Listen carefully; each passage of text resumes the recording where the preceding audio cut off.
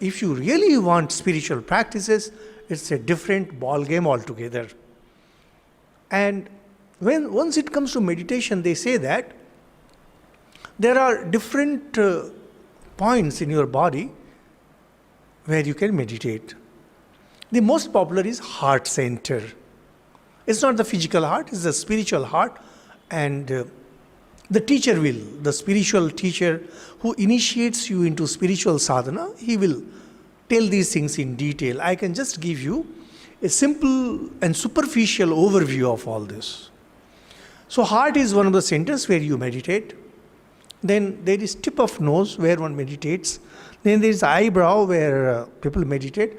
And there is crown of head where people meditate. The heart center is considered to be the safest and the most popular one.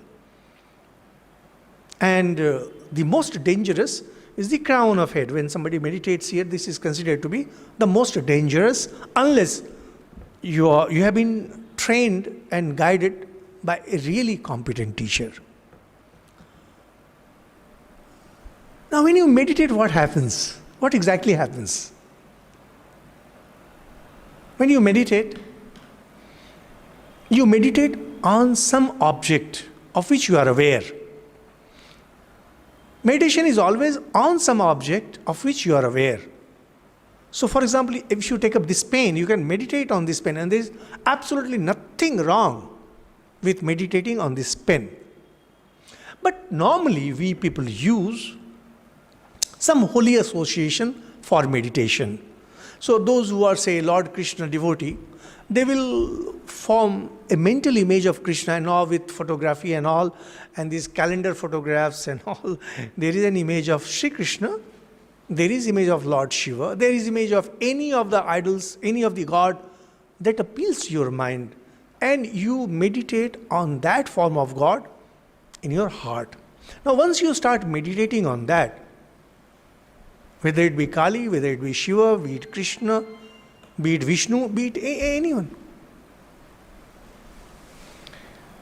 As your mind becomes focused, as your mind becomes one-centered and more focused, then what you were imagining, what you were thinking, suddenly becomes real. It actually happens. And it's a very popular thing. There's nothing very great about it. And with that you also see an effulgent light. Not the kind of physical light that we see all around us, but it is a living light which appears to be conscious. I mean, unless you experience it, you cannot really understand. I can just give you an idea of what exactly happens. It actually happens, and this is not something very unusual. Thousands of people experience this. With that, one can also experience a permanent source of sound. There is some source of sound, and it's permanently sounding, and that sound is something like dum. It's like a gong has been sounded, and it's continuously there. Or maybe like something like distant roar of an ocean. You hear it continuously, unbroken. Now, these are considered to be very basic spiritual experiences. Once you have these kind of experience, then you know that you are on the right track. And this also basically means that the Kundalini, the spiritual power that is inherent and hidden in every person, it has awakened. And one of the first experience that you have is of divine light, divine sound. And then your mind goes deeper and more focused. It actually happens, it literally happens, and happens with every mystic, that is, every spiritual aspirant who is successful. Now, we are not discussing persons who just make a show of all this. You read any spiritual book, even say in Islamic tradition, there was Al-Ghazali, he has recorded the experiences of these saints, and in Christian tradition, it's same thing. In Hindu tradition, of course, we are full of all this. Then this spiritual power popularly known as Kundalini, it goes on rising higher and higher and higher.